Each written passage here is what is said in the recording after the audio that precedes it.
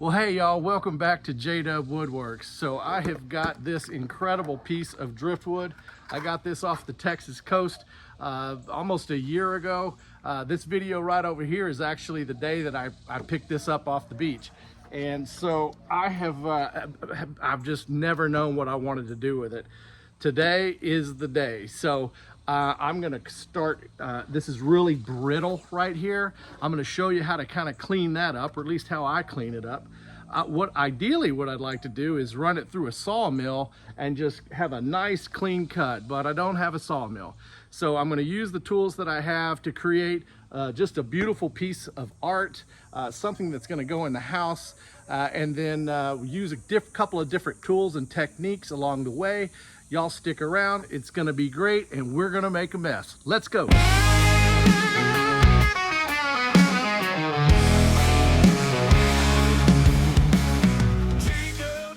So before I cut this thing up and get it cleaned up, I wanted to give you the full view of what this piece is. It looks like just a side panel of a tree. Oh, let's see here. Really cool details. It's got some little caverns and lots of algae and nastiness and kind of hollowed out down there. So it's pretty heavy, actually. But if you look where this is all rotted, I mean, I can just pull this off with my hand. And so what I'm gonna have to do is actually trim all the way down. I'm gonna mark it with just a chainsaw, just to where I know that that's got to come off, and then I'll use the grinder to clean it up a little bit more, and then we'll go into the sanding part of it. So before we tear it up, I wanted to make sure you saw the whole thing.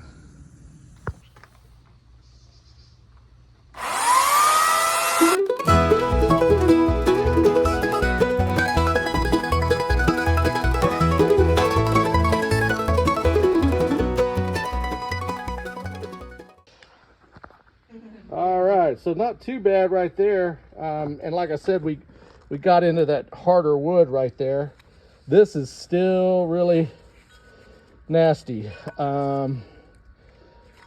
but it's cool, and there is good wood. I just got to get through this stuff, right? So let's think about that. Maybe continue with the chainsaw, but I don't know. We'll take a look. All right. So this is an Arbortech turbo plane attachment. You can see right there. This is brand new. I just got this, and just using a regular angle grinder. Got my hearing protection. Eyes are protected, and dust. So this gets super messy. So you want to make sure and take care of yourself, people. Right? Okay.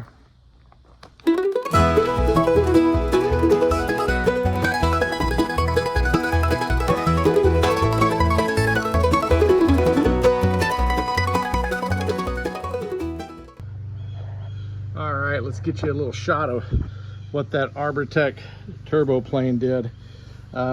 It knocks the heck out of that old stuff, and it does such a nice job of trimming this down.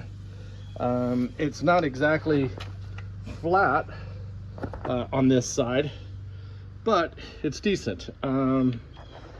This would make a heck of a table, but I don't know. There's kind of a dip right there, and it's super soft right here, right in this little gap. And I would imagine that these holes go all the way through. Now I could fill that in with resin. I don't know. Kind of want something different with this piece, and what I thought I wanted to do is kind of changing, which sounds about right for me.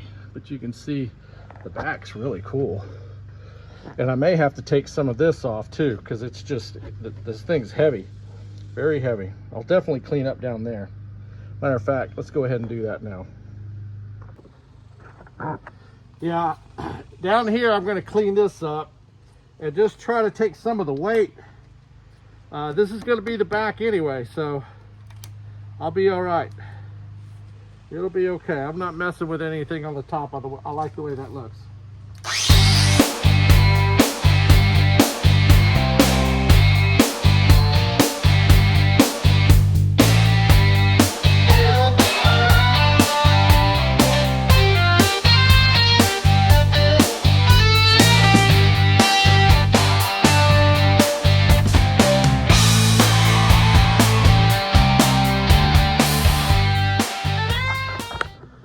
Okay.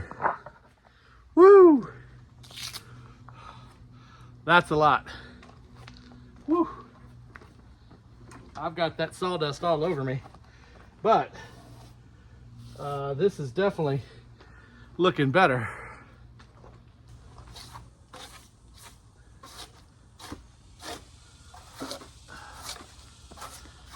Yeah, I really want to keep this crevice in here and some of the details that are up there, but this thing was so heavy. I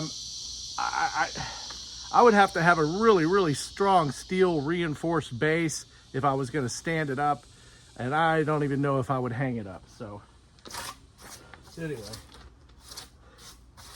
okay, we can take a break from the back side and let's go back to the front. Yeah, I told you this thing's heavy, man. Oh, dear God. All right. There we go. There we go. That should sit. Yeah, and I can clean up down here a little bit to where it's not, I don't want to take all that off, but it needs to be a little cleaner.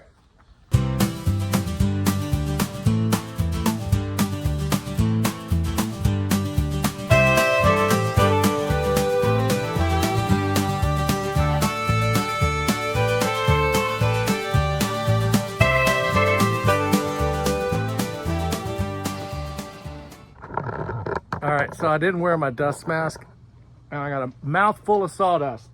That's why you wear the dust mask, and my nose is just completely dripping. Okay, so this piece, I'm thinking that this might be pine. I don't know. It's got a yellowish tint to it. It almost looks like plywood, right? Flooring plywood or something like that. Okay, I could clean out these holes. I'm still worried about these holes here. But I think that's it for the grinding, at least for now. I need to see how this cleans up with some sandpaper, so hold on one second, we'll start that process. I'm just going to start with a 60 grit. I don't really need to remove a whole lot, but you can see, I don't know, can you see? It's a little rough. So we'll just hit a 60 right in here and see what that does.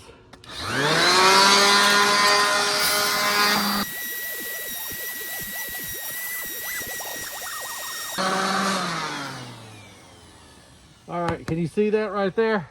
That's what you want, okay? It's not smooth, but it's definitely doesn't have these big layers that you see throughout the rest of the wood. So get it to that stage. Then you kick it up to whether you want to do 100 or 120, and then just, you know, that took what, all of about, oh, not even a minute, a little bit more than a minute. So I'm going to keep doing that over the whole surface of the project. And I'm going to give you a front row seat.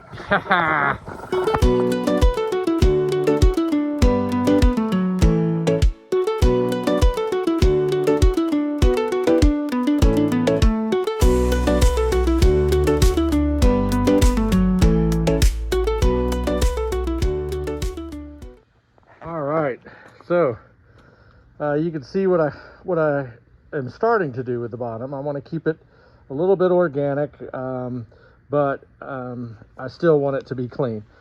And then I'm leaving the sides all the way up on both sides, that weathered gray. I'm not going to sand that piece.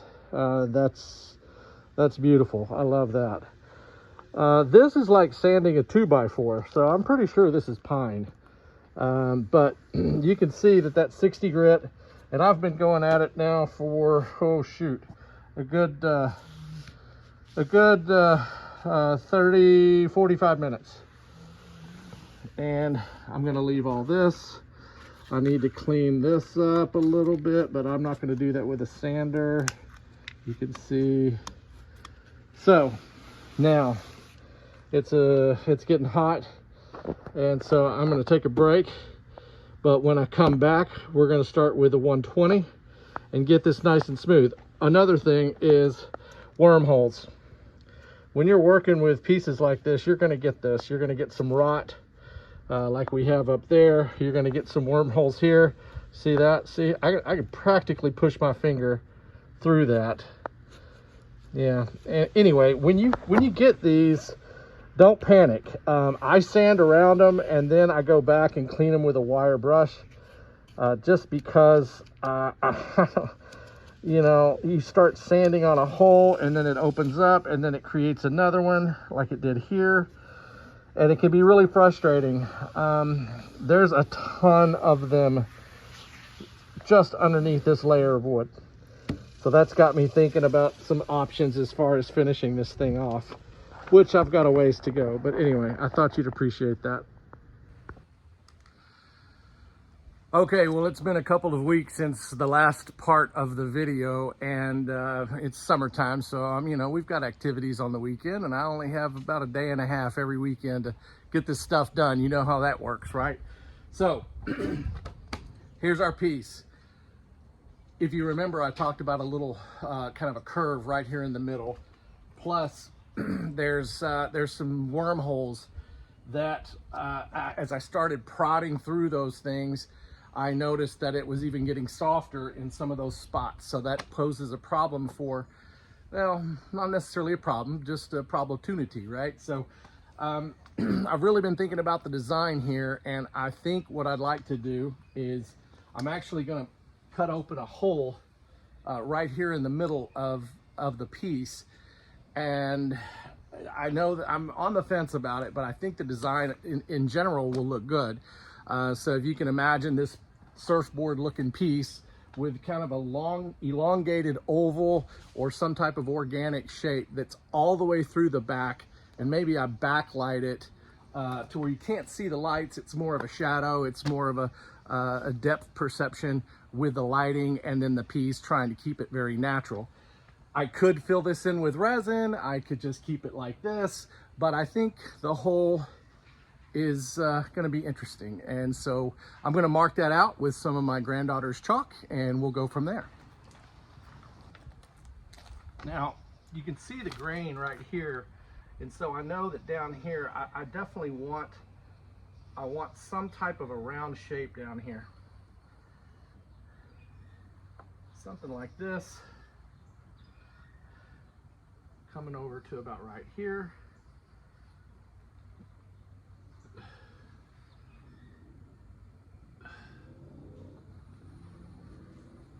Kind of like a teardrop.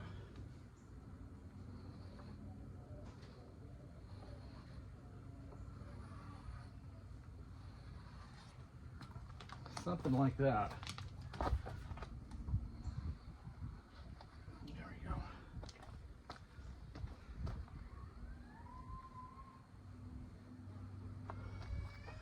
Whatever, we'll see. I don't know.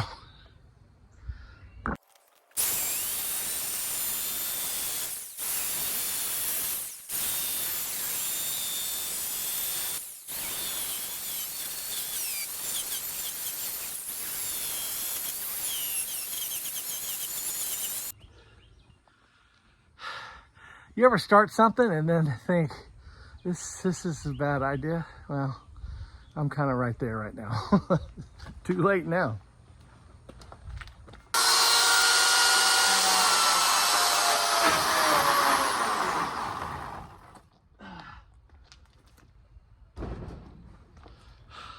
Also, you don't want to cut down your patio when you're doing this.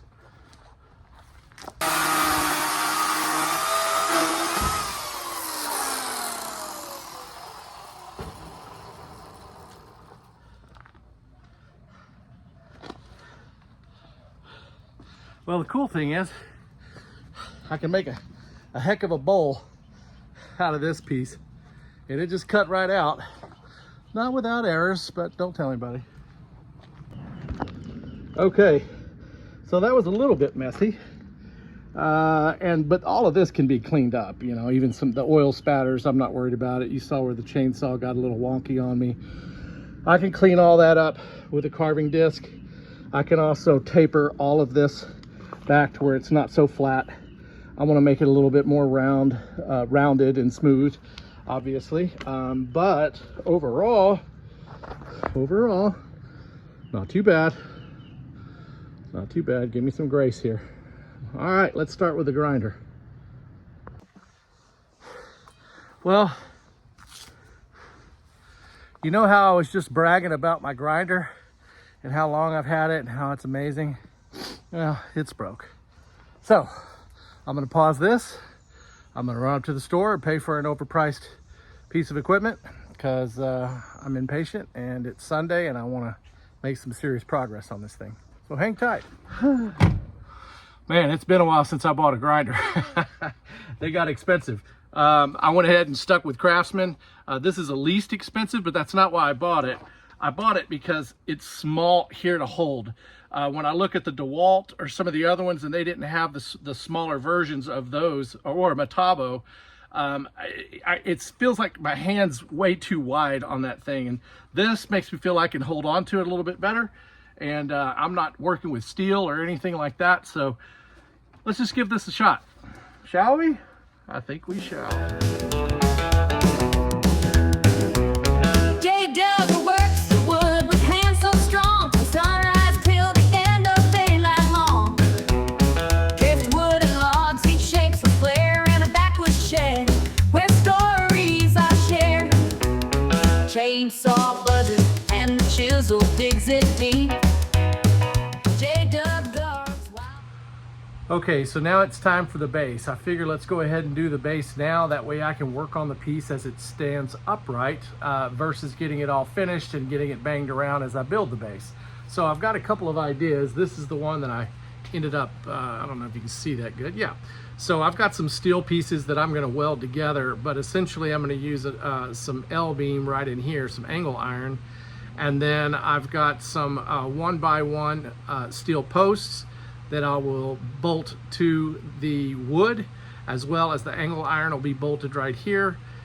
I'll create a cross piece depending on how even these are when they, and keeping the piece upright. So that's gonna be a little tricky. And then I'll have some stabilizing bars there on the side. Also the 1x1 steel tubing. I'm pretty new to welding, but that trailer back there is proof that I can do it. So we're going to capture that process on time lapse. I'll stop where I need to, and then we'll see if we can make this happen, okay?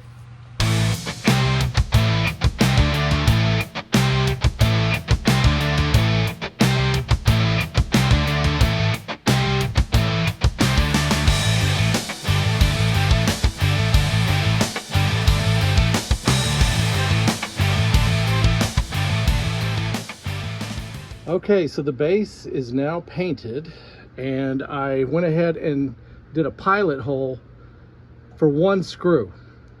I'm going to get that screw in about an inch or two. These are 3.5 inch lag bolts. I'll screw that in, and then I'll remove this from the truck, stand it up, and try to get the right angle before I put the next screw in. Once I get 2 screws in, I think we're going to be good. Now, I just hope this thing holds the weight. The more and more I look at it, I just don't know. So I'm going to go ahead and get that thing screwed in, and we'll go from there.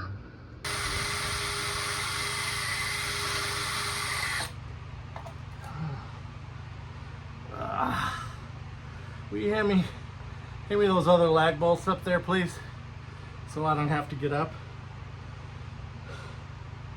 Or while you're up, you can grab me a cold beer, because I'm almost gonna call this a day.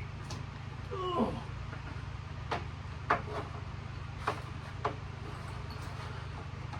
I got them. Never mind. Never mind. Okay, here goes nothing.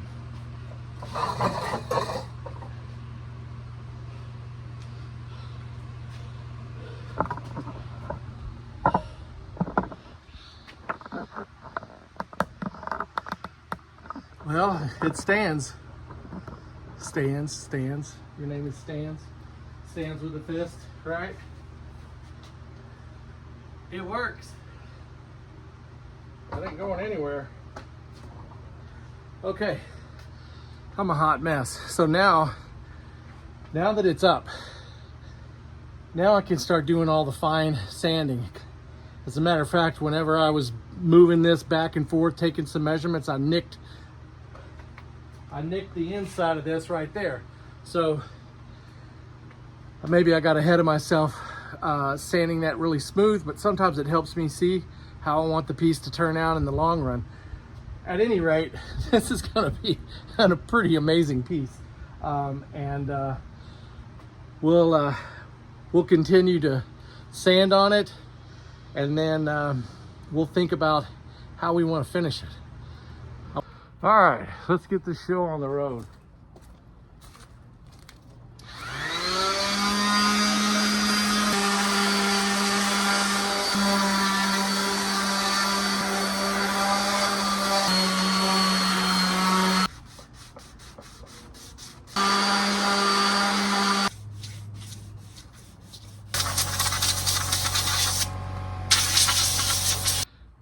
All right, so sanding is done. And now it's time to choose how I'm gonna protect this thing and moisturize it. And so as you've heard in my other videos as well as this video, I don't want to change the color too much. There's two products that I have in mind, and I'm gonna test both of them right back here on this back side, just a small little spot, and and then we'll go from there. So you've seen me use this beeswax product before. I've got a link down below. There's a bunch of different products out there that are really great. I'm gonna scoot you in just a little bit, and I'm gonna put the camera down just a hair right here. That looks good. That looks like a good spot. Really can't see it from the front. Beeswax, right? So that's just a small little spot that I want to rub in there, and it'll soak it up, right? Because it's dry wood, man. There's the beeswax. This one's from Cargan. Sometimes I mix a little mineral oil in this, and these things are really inexpensive, and it not only does it moisturize, but it doesn't really change the actual color. Now this, obviously you can tell that it's where I've put it, but that's because everything else is super dry. This is the moisturized color of this wood, and so you still get that grain. The other one, which is a huge favorite of mine, is the walrus oil, the pure tongue oil. And I have found that at times when I use the walrus oil on a super light piece of wood like this one, there's a little bit of an amber color to it. It's not so dominant that it could be a problem, but you just want to be careful. And so I'm going to get a little bit of this on my hand, and I'm going to put it right underneath here. Ooh, that looks pretty. Both of them do a nice job on this piece of wood, don't they? Isn't that nice? And so I'm gonna let that sit for just a little bit. So this is the walrus oil, the tongue oil. This is the beeswax. Let's let that sit for just a sec, and then let's talk about this piece just for a minute. So let's talk about perfection. Because if you're looking for perfection from any of my videos, you're not going to find it. All right.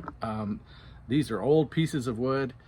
The harder you sand, the more you'll expose. It can be very, very frustrating if you're trying to get this entire piece without any holes, without any nicks, without any little small cracks. It's just not possible. I have not found a single piece that's going to provide that type of a surface or that type of a finish after it's all said and done. And that's okay. And so when you're working with these pieces, don't try, shoot for perfection, but what you'll find is just simple beauty. And you've got to be okay with some cracks and some weird little wormholes.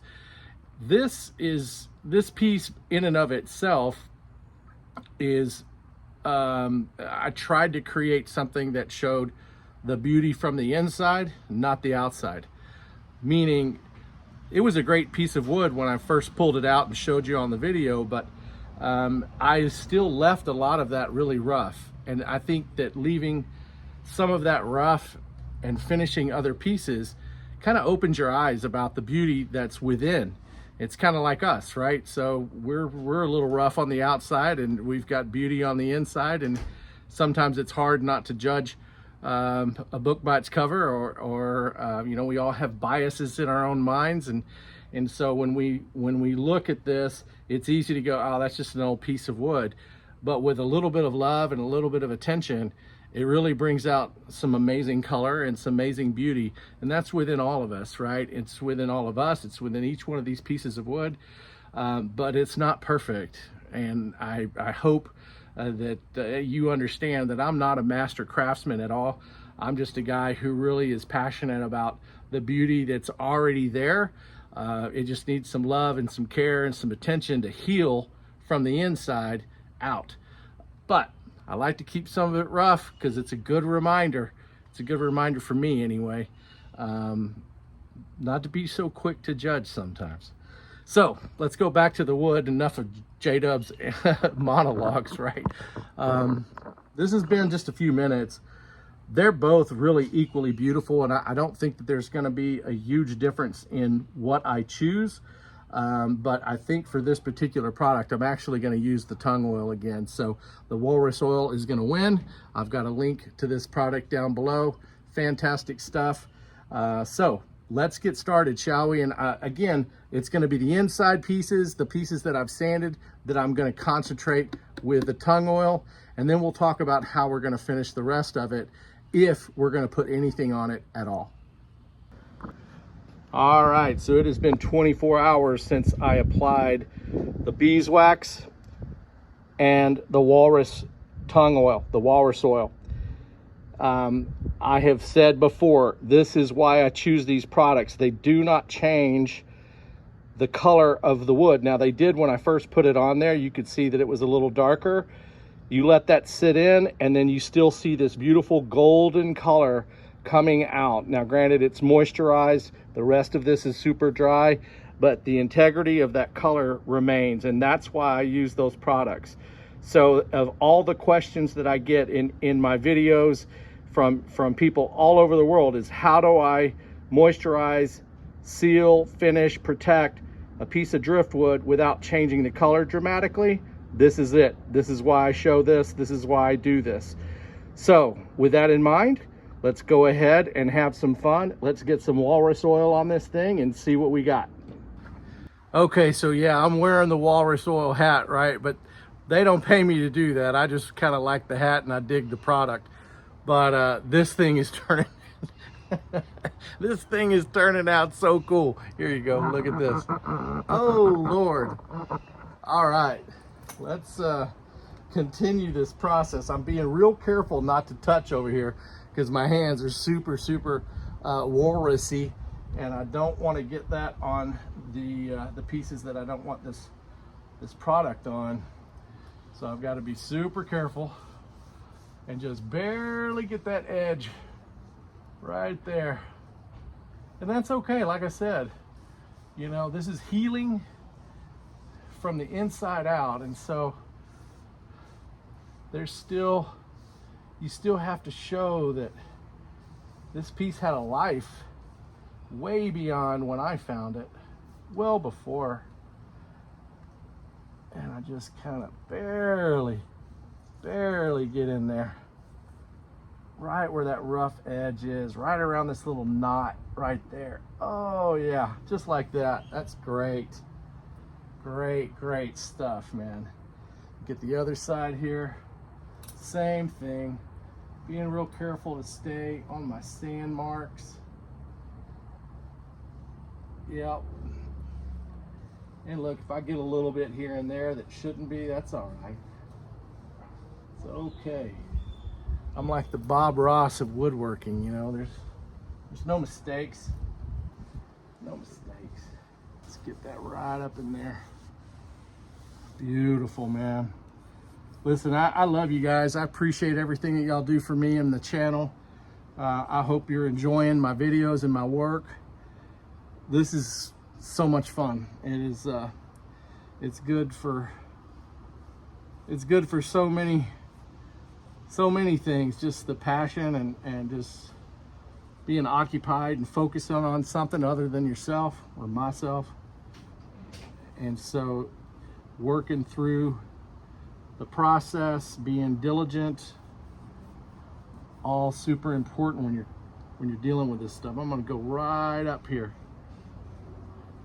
I don't know if I'm gonna like that or not, but I'm gonna do it. Right, just go with it. I'm gonna let that sit for a day and come back tomorrow and see what this looks like. Y'all make sure and stick around to the final, okay? So don't leave yet. I gotta do the final, right? Oh my goodness. All right, enough fun with John for the day anyway. At least for me. It's 102 degrees in my driveway right now. So I'm going to finish this up, call it a day, have a cold beer, and admire the work. I'm gonna put it inside actually and kind of let it settle down. Don't leave. I'll see you in just a bit.